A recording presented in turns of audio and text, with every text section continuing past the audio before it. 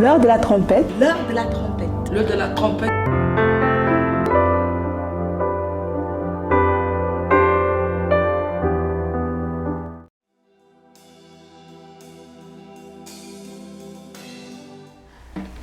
Bonjour à tous, bonjour bien-aimés, partout où vous êtes, que Dieu vous bénisse.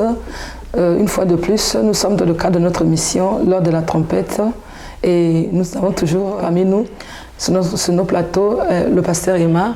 On vous souhaite la bienvenue. Merci. Et nous allons commencer par une prière. Pasteur Aymar, est-ce que vous pouvez nous conduire? Seigneur, pour ce nouveau numéro, Père, nous voulons compter sur la présence du Saint-Esprit et nous voulons placer toutes choses sous le contrôle de l'Esprit de Dieu, afin que par cette émission, les vies soient changées, transformées pour la gloire de Dieu. Sois avec nous encore. Amen. Amen. Merci.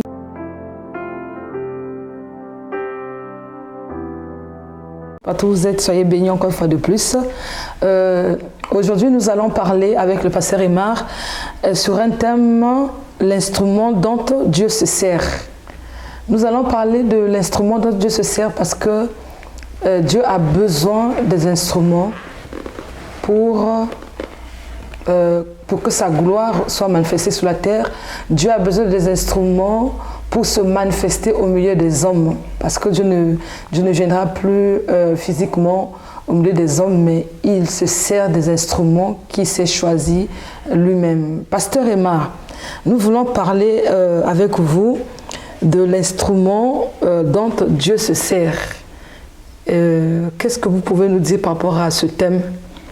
Déjà, nous devons commencer par rappeler qu'un instrument est un outil et aussi peut être considéré comme une machine, comme un appareil. Mais dans le cas de la spiritualité, un instrument peut aussi être une personne. Voilà pourquoi, dans le cas de ce moment, je voulais repartir déjà depuis l'Ancien Testament pour parler de certains instruments dont Dieu s'est servi. Il y en a plusieurs. Oui. David, en son temps, a utilisé plusieurs fois les instruments de musique.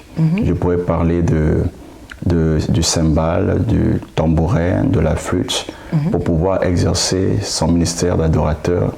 Et même avec sa flûte, il a été plusieurs fois appelé à intervenir dans le cas d'une folie passagère. Ah oui. Nous pouvons lire cela rapidement dans 1 Samuel chapitre 16, verset 23. Nous allons lire dans 1 Samuel 16, verset 23, au nom de Jésus-Christ. Amen. Et lorsque l'Esprit de Dieu était sur Saoul, David prenait la harpe et jouait de sa main. Saoul respirait alors plus à l'aise et se trouvait soulagé. Et le mauvais esprit se retirait de lui. Déjà, nous pouvons nous rendre compte que avec seulement un instrument de musique, David a réussi à venir en aide à un roi qui était malade. Il était atteint de folie, de démence, il était mal à l'aise. Et chaque fois que David usait cet instrument, ce roi-là était en bonne santé. Les instruments aussi peuvent être utilisés pendant le combat, dans le cadre par exemple de Moïse pour aller délivrer le peuple d'Israël. Dieu a utilisé le bâton de Moïse pour pouvoir exercer la mission de libérateur. Donc voilà, pour ne pas citer d'autres instruments, mais l'un instrument dont nous allons retenir notre attention en sujet du matériel, c'est aussi surtout l'arche de l'Alliance. L'arche de l'Alliance était un instrument pour les Israélites, un instrument qui servait réellement pour le défendre contre les ennemis. Et plusieurs fois dans le combat, l'arche de l'Éternel était utilisée pour faire éclater la gloire de Dieu. Amen, amen. Amen. Donc les instruments sont utilisés par Dieu dans l'Ancien Testament. Et de nos jours, Dieu ne se sert plus de matériel, mais Dieu se sert des hommes. Amen. Voilà pour définir les instruments. Alors, nous devons comprendre une chose on ne devient pas un instrument de Dieu. Mais c'est Dieu qui choisit ses instruments. C'est pourquoi nous allons lire dans le livre de Actes 9, verset 15.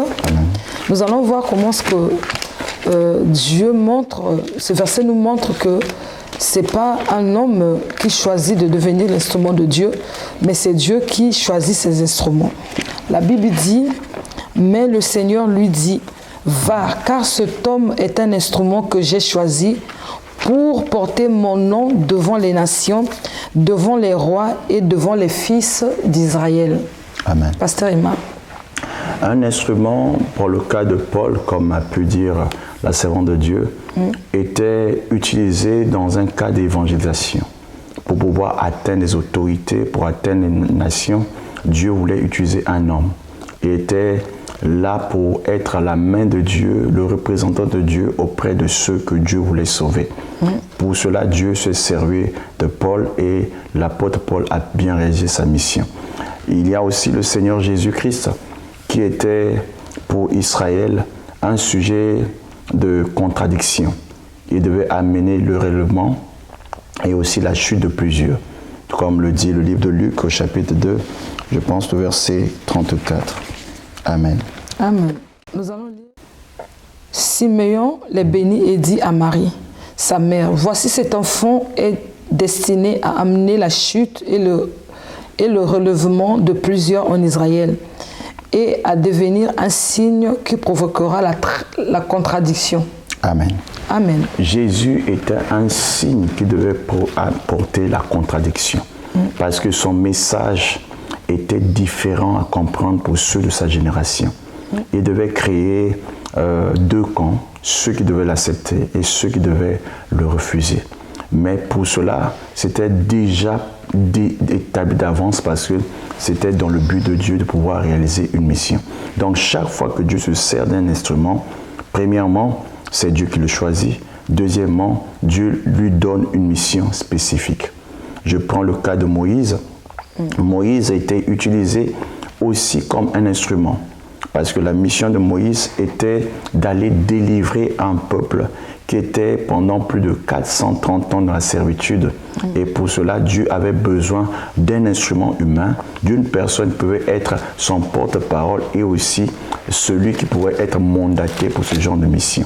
Voilà pourquoi la mission de Moïse n'était pas une mission facile, parce que c'était une guerre avec un homme qui était aussi résistant que Pharaon.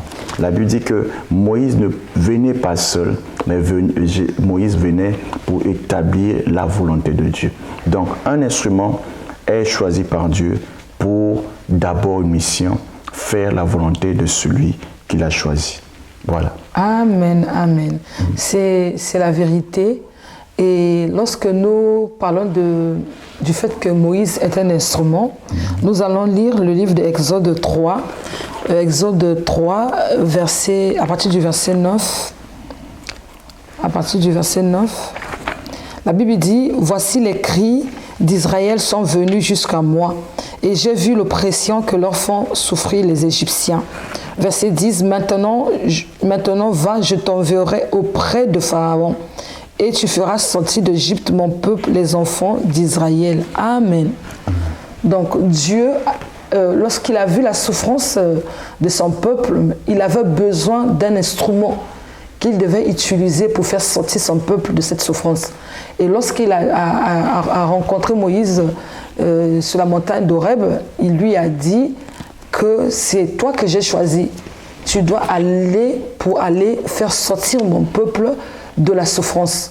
C'est toi que j'ai choisi pour accomplir cette mission. Donc, comme venait de dire le pasteur Emma, que c'est Dieu qui choisit ces instruments pour une mission bien précise. Et en dehors de Moïse, j'aime bien la mission qu'accomplit Marie. Marie, la mère de Jésus, la mère de notre Seigneur. En Israël, il y avait beaucoup de vierges. Mais Dieu l'a choisie, elle, pour être la mère de notre Seigneur Jésus-Christ. Nous allons voir cela dans le livre de Luc 1. Luc 1, verset 28. Je lis au nom de Jésus-Christ. Amen. La Bible dit, l'ange entra chez elle et dit, « Je te salue, toi à qui une grâce a été faite. Le Seigneur est avec toi. » Troublée par cette parole, Marie se demandait ce que pouvait signifier une telle salutation. L'ange lui dit, « Ne crains point Marie, car tu as trouvé grâce devant Dieu. Voici, tu deviendras enceinte et tu enfanteras un fils, et tu lui donneras le nom de Jésus. Il sera grand et sera appelé fils du Dieu très haut et Seigneur. Dieu lui donnera le trône de David, son père. Il régnera sur la maison de Jacob éternellement, et son règne n'aura point de fin. Amen. Amen. Donc, Marie a été choisie comme un instrument pour accomplir la mission de donner vie, d'accoucher un fils qui était le Seigneur, un fils qui devait venir pour sauver l'humanité, un fils qui était venir pour accomplir la mission de Dieu sur la terre. Donc, il devait régner éternellement, mais Marie était cette femme que Dieu avait choisie, elle était cet instrument que Dieu avait choisi pour cette grande mission où notre Seigneur devait venir au monde pour venir nous sauver. Pasteur Emma? Dieu a manifesté ainsi son amour pour les hommes. Amen. Parce que Marie n'était pas une femme ordinaire. Elle remplissait un certain nombre de caractères que nous allons voir plus tard. Mais nous voulons dire une chose très importante, c'est que Marie était d'abord une vierge. Amen. Dans ce sens qu'aucun homme n'avait utilisé cette personne. Donc l'instrument dont Dieu se sert est un instrument que Dieu a mis à part pour que lui seul soit l'utilisateur. Donc un instrument répond d'abord à son utilisateur. Le propriétaire de ce miracle dont Marie devait être responsable, c'était le Seigneur, notre Dieu. Amen. Aujourd'hui, l'instrument, c'est aussi toi et moi, parce que nos corps doivent être des instruments de justice et non d'iniquité. Romains chapitre 6, verset 13, nous présente deux types d'instruments et nous allons essayer d'expliquer cela. Les instruments d'iniquité et les instruments de justice. Et je vais laisser la servante de Dieu nous lire cette écriture. Romains 6, verset 13. Romains 6, verset 13. Nous lisons au nom de Jésus-Christ. Ne livrez pas vos membres au péché comme des instruments d'iniquité, mais donnez-vous vous-même à Dieu, comme étant vivants de mort que vous étiez, et offrez à Dieu vos membres comme des instruments de justice. Donc nos membres peuvent servir Dieu. Lorsque nos membres ne servent pas Dieu, nos membres vont servir les intérêts du diable. Voilà pourquoi nous devons comprendre que nous avons une grande responsabilité. Surtout l'Église du temps de la fin, l'Église qui est venue après le travail apostolique, doit maintenir la flamme de Dieu et doit pouvoir étendre l'implantation du règne de Dieu sur la terre. Pour cela, Dieu a besoin des ouvriers, Dieu a besoin des instruments qui vont faire sortir le meilleur du royaume sur la terre. Voilà pourquoi la Bible dit le monde soupire après la révélation des fils de Dieu. Nous sommes une génération qui portons le flambeau et la flamme de l'évangile. C'est de cette manière que nous allons accomplir la parole d'aller faire de toutes les nations des disciples. En les baptisant au nom du Père, du Fils et du Saint-Esprit. Et de cette manière, la gloire de Dieu sera avec nous. Avec au temps de l'Arche de l'Alliance, nous avons vu que un jour, dans un combat, l'Arche de l'Alliance a été volée.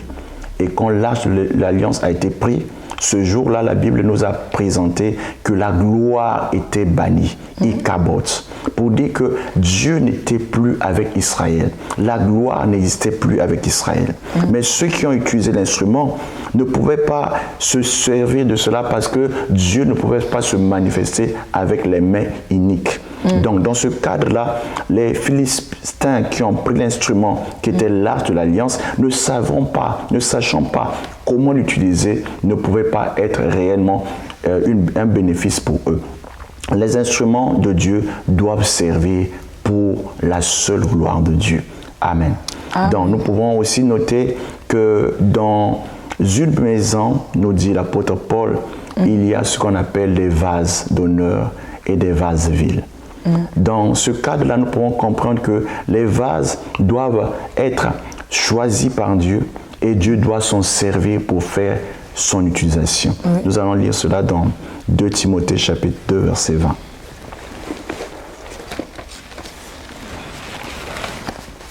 2 Timothée chapitre 2 verset 20, nous lisons au nom de Jésus-Christ. Dans une grande maison, il n'y a pas seulement des vases d'or et d'argent, mais il y en a aussi de bois et de terre. Les uns sont des vases d'honneur et les autres sont d'un usage vil. Donc vous comprenez rapidement que les vases de bois, les vases de terre sont à comparer en termes de valeur avec les vases d'or d'une distance en termes d'utilisation. Par rapport à des missions qui ont de l'importance, on utilise un certain type de vase. Donc nous insistons sur la qualité du vase. Et la qualité du vase va répondre à l'utilisation dont Dieu veut se faire de ce vase.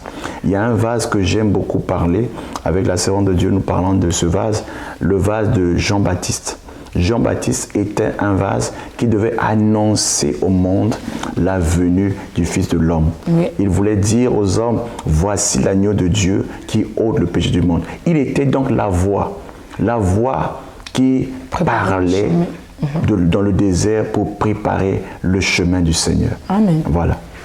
Donc, vous voyez bien que si on est un instrument de Dieu, Dieu a un but avec nous. Et lorsqu'on est un instrument de Dieu, c'est pour que la gloire de Dieu se fasse éclater, la gloire de Dieu soit connue au travers de nous. Et nous devons aussi noter une chose que Dieu choisit les instruments, mais dans le temps. Amen. Parce que, en fait, nous devons comprendre que la vie est dans le temps. Amen. Mais le temps ne nous appartient pas. Le temps appartient à Dieu. Parce que Dieu seul est le maître de temps.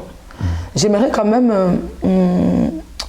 souligner ça, que l'utilisation que Dieu fait des instruments est répartie dans le temps. Et ce temps n'est pas fixé par un homme. Ce temps est fixé par Dieu. Parce que tout à l'heure, j'étais en train de dire que Dieu est le maître de temps et de circonstances. Je voudrais quand même lire quelques versets avec vous par rapport à cela. Nous allons lire le livre de Matthieu 12, verset 8. La Bible dit « Car le Fils de l'homme est le maître du sabbat ». Donc, le sabbat ne pouvait pas commander le Seigneur. Le sabbat ne peut pas commander le Seigneur, mais le Seigneur commande parce que c'est lui qui en est le maître. Donc, il a la décision, il a le dernier mot sur le temps. Et vraiment, Dieu a choisi les instruments dans le temps. Et nous allons voir que quand Dieu voulait choisir, Saül était roi, mais Dieu voulait choisir David. Il a fait ça aussi dans le temps. Nous allons voir dans le livre de 1 Samuel 16, verset 1. Nous allons lire cela. La Bible dit, l'Éternel dit à Samuel, quand cesseras-tu de pleurer sur Saül? Je l'ai rejeté afin qu'il ne règne plus sur Israël. Donc là, Samuel, en tant que prophète, continue à implorer Dieu, continue à pleurer par rapport à l'instrument que Dieu avait choisi, Saül, pour être roi. Et Dieu a fait remarquer une chose à son serviteur. Il a dit, pendant que tu es en train de continuer à pleurer pour ton roi, moi je l'ai déjà rejeté. Donc dans le temps, Dieu n'avait plus besoin en fait de Saül. Il n'était plus l'instrument que Dieu voulait s'en servir. Et il a dit à son serviteur, remplis ta corne d'huile et va, je t'enverrai chez Isaïe Béthélémite, car j'ai vu parmi ses fils celui que je désire pour roi. Donc à l'instant, Dieu avait déjà choisi un autre instrument qui devait remplacer l'ancien instrument qu'il avait utilisé comme roi. Donc nous devons comprendre que quand Dieu nous choisit comme instrument, on doit faire attention. Parce qu'aujourd'hui, tu peux être l'instrument que Dieu choisit, mais demain, tu peux être l'instrument que Dieu n'a plus besoin de s'en servir.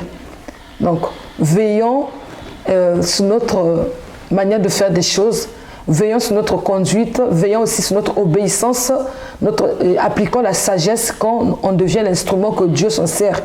Et considérons ça que c'est une grâce.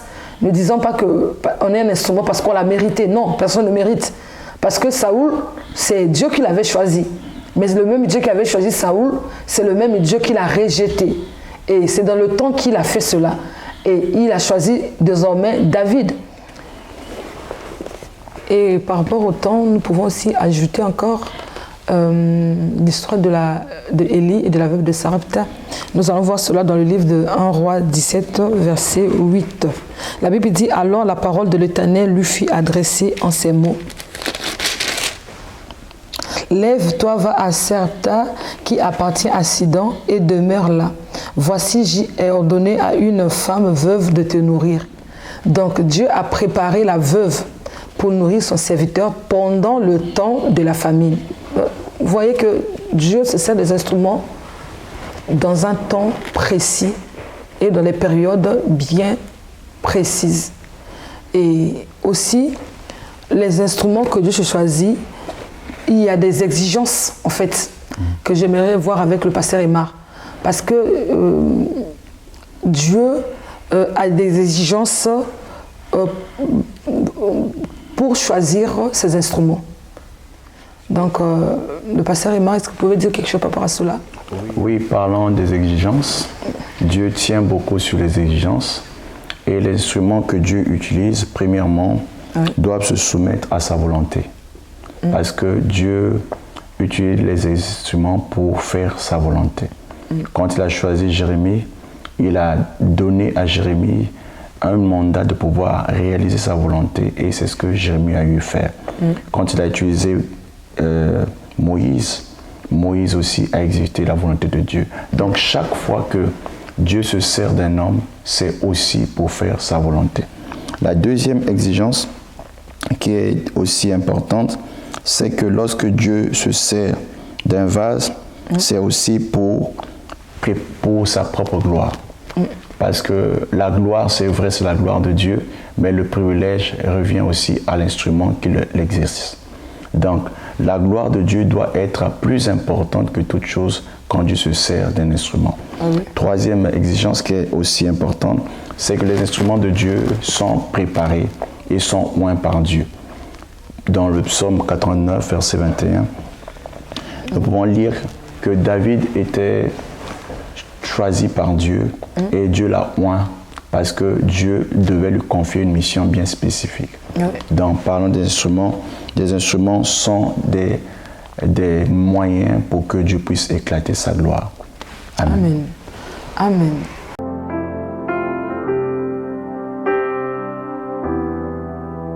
Alors, nous allons prier maintenant. Partout où vous êtes, si Dieu vous a choisi comme son instrument, que vous servez réellement pour la gloire de Dieu. Que vous ne soyez pas un instrument que Dieu va rejeter comme il a fait avec Saoul, mais que vous soyez un instrument qui fera éclater la gloire de Dieu dans cette génération. Même si le monde va mal, mais il y a des instruments que Dieu est en train de préparer pour cette période, pour cette époque. Parce que je vous ai dit tout à l'heure que Dieu prépare des instruments par rapport au temps, et dans les temps aussi. Donc même dans notre temps, même si le monde va mal, mais je suis convaincu d'une chose, que Dieu a ces instruments qu'il a choisis et ces instruments-là feront éclater la gloire de Dieu. Nous allons prier pour demander la grâce d'être cet instrument qui fera éclater la gloire de Dieu. Partout où vous êtes, je vous invite de prier avec nous. Nous allons prier, Père, au nom puissant de Jésus-Christ.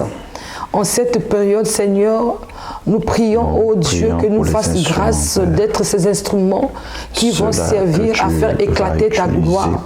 Nous ne voulons pas être des instruments rejetés. Nous ne voulons pas être des instruments qui ne serviront à rien, à l'utilisation vile. Mais nous voulons être des instruments qui vont servir à ta gloire. Fais-nous cette grâce par ton Esprit Saint. Remplis-nous Remplis-nous de ton Saint-Esprit, équipe-nous afin que nous soyons disposés à cette bonne utilisation pour ta gloire. Seigneur, fais-nous grâce. Nous prions pour que ta grâce ce matin puisse localiser chaque instrument que tu as préparé pour cette époque, pour cette période. Nous prions au nom de Jésus-Christ. Merci Seigneur pour nous faire cette grâce. Amen. Partout où nous sommes, nous devons comprendre une chose, que tout est grâce. Tout est grâce. Amen. Que ce n'est pas nous qui choisissons Dieu, mais c'est Dieu qui nous choisit. Amen. Et c'est Dieu qui choisit ses instruments. Donc c'est pourquoi lorsque tu es un instrument choisi de Dieu, il faut être humble. Amen. Il faut être humble. Il faut faire le travail de Dieu avec un cœur rempli d'humilité. Il faut être obéissant à la voix de Dieu. Amen. Ce que Dieu n'a pas dit, ne le fais pas. Amen. Ce que Dieu t'a pas demandé, ne le fais pas. Amen. Parce que c'est quand il dit quelque chose qu'il est engagé dedans. Amen. Amen. Amen. La Bible dit dans le livre de Jérémie 1, verset 12, nous allons lire cela pour insister un peu sur le comportement à tenir lorsqu'on a un instrument de Dieu. Comme je disais tantôt que lorsque Dieu n'a pas dit quelque chose, il n'est pas engagé dans ce que tu fais. Dieu est engagé lorsqu'il a parlé, parce qu'il veille sur ce qu'il dit et il accomplit. La Bible dit ceci: et l'Éternel me dit, tu as bien vu, car je veille sur ma parole pour l'exécuter. Amen. Amen. Donc Dieu accomplit ce qu'il te dit. Ce qu'il t'a donné comme instruction, il veille à ce que cela s'accomplisse. Et c'est dans ce qu'il t'a dit que tu verras sa gloire se manifester. Amen. C'est pourquoi lorsqu'on est un instrument de Dieu, il faut faire attention. Parce que si tu fais des choses n'importe comment, tu risques de te retrouver comme Saül. Dieu va te rejeter. Et non seulement qu'il va te rejeter, tu vas échouer. Parce qu'il ne sera pas dans ce que tu vas faire. Donc il ne va pas se manifester. Sa gloire ne sera pas vue dans ce qu'il ne t'a pas dit. Donc soyons obéissants aux instructions et à la voix du Seigneur. Pasteur Emma. Pour clôturer, nous pouvons dire qu'un instrument ne travaille pas seul. Il travaille selon que l'utilisateur l'utilise. Amen. Parce que lorsqu'un instrument est utilisé, c'est d'abord pour accomplir une mission bien spécifique. Oui. Et Dieu n'échoue jamais dans sa mission. Oui. Quand une personne ne peut pas le faire, Dieu veille à ce que cela soit fait. Jonas a été envoyé à Ninive, mais Jonas n'a pas choisi Ninive, il a choisi Tarsis. Mais Dieu a corrigé son serviteur pour le replacer dans la mission primaire. C'est pour dire que Dieu veille sur ce qu'il a dit et il accomplit toujours. Voilà, pasteur. Nous allons encore prier, pasteur Emma. Nous allons demander à Dieu de veiller sur la mission qu'il a confiée à ses instruments, qu'il veille sur la mission dont il veut faire avec ses instruments. Amen. Et par tous les hommes qui sont devenus des instruments de Dieu qu'il a choisis, que Dieu veille à ce que la mission qu'il leur a confiée soit accomplie convenablement, soit accomplie réellement. Nous allons prier, nous allons demander au pasteur Emma de prier pour cela. Ce n'est pas par la force ni par la puissance, c'est par ton esprit, Père. Amen. Nous prions pour que ceux-là qui sont des instruments dans ta main soient conduits par toi et que leur mission se réalise dans les bonnes conditions. Nous demandons que l'onction et la grâce qui va avec les accompagnent dans leurs tâches et que leur mandat soit exécuté selon ta faveur au nom de Jésus-Christ. Nous prions aussi, Père, afin que ton huile ne manque pas et que ta grâce continue à couler dans leur vie, de manière à ce que, Père, ils soient réellement tes représentants partout où je les enverrai, dans le nom puissant de Jésus-Christ.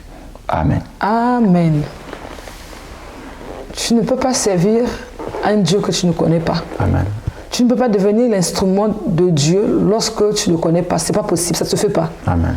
Pour devenir un instrument de Dieu, tu dois le connaître. Amen. Même quand Dieu a choisi Paul pour faire sa mission, il s'est fait connaître à Paul. Amen. Paul a posé la question, Seigneur, qui es-tu? Le Seigneur a dit, je suis Jésus-Christ que tu es en train de maltraiter. Amen. Donc nous devons comprendre une chose, que pour servir Dieu, pour devenir son instrument, tu dois le connaître. C'est pourquoi partout où vous êtes, je vais vous inviter ce matin de venir avec moi, ensemble, dans la prière, pour connaître celui qui peut faire de vous son instrument. Parce que si vous ne le connaissez pas, ce n'est pas possible que vous le servez. Amen. Donc je vais vous inviter à dire cette prière avec moi tout simplement. Partout où vous êtes, baissez vos têtes et priez avec moi. Dites, Seigneur Jésus-Christ, je t'invite dans ma vie comme mon Seigneur et mon Sauveur personnel. Viens habiter en moi. Je veux te servir toute ma vie. Aujourd'hui, j'abandonne le mal. Je décide de te suivre et efface mon nom dans le livre de la condamnation, écris mon nom dans le livre de la vie. Merci Jésus de m'accepter et merci de me sauver. Au nom de Jésus-Christ, Amen. Amen. Félicitations partout où vous êtes, je vous félicite. Vous êtes nés de nouveau, vous êtes devenus des enfants de Dieu. Et en ce moment-là, si Dieu veut vous utiliser pour sa gloire, il le fera au nom de Jésus-Christ. Béni soit le nom de l'Éternel. Et nous allons terminer par là notre mission d'aujourd'hui. Et nous allons demander au pasteur Emma de clôturer avec nous. Moïse a rencontré Dieu et Moïse a été changé. Amen. Que la même grâce que Moïse a eue dans sa vie te soit donnée. Amen. Commence ta mission et va jusqu'à terme. Amen. Je prie pour que la grâce de Dieu vous soit abondamment accordée afin que le privilège d'être un instrument vous soit donné dans le nom de Jésus-Christ. Amen. Amen. Et on vous dit au revoir et nous vous donnons rendez-vous à la prochaine. Que Dieu vous bénisse.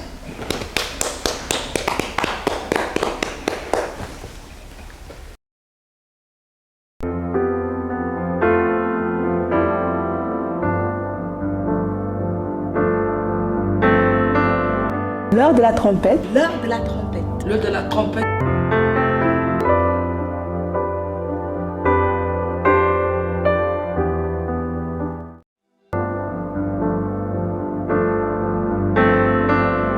L'heure de la trompette. L'heure de la trompette. L'heure de la trompette.